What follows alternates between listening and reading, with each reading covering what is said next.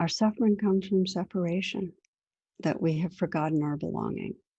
Trauma means cut off, disconnected. And even when it's not trauma, when we're having a hard time, we're disconnected from ourselves in some way, turned on ourselves, are feeling disconnected from others.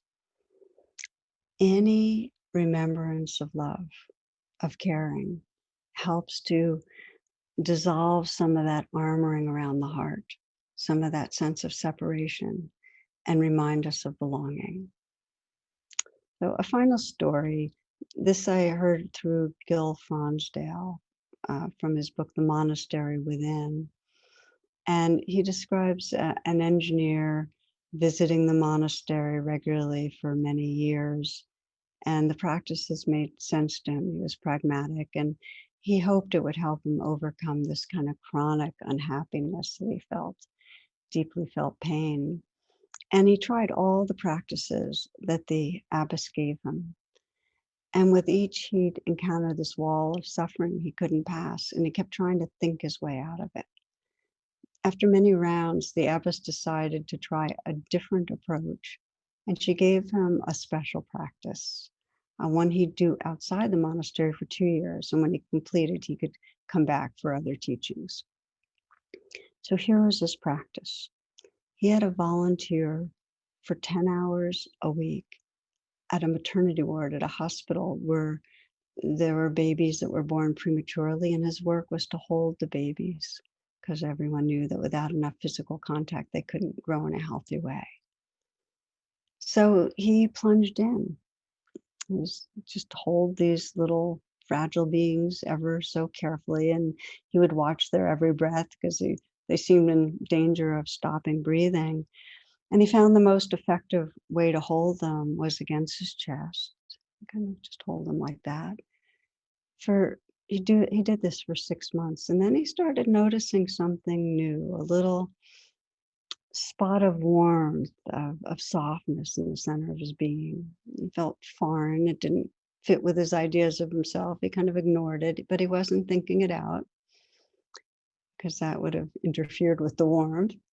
But over the months, that warmth expanded to fill his whole body, and gradually that warmth filled him in such a way that it dissolved that dark, hardened wall around his heart.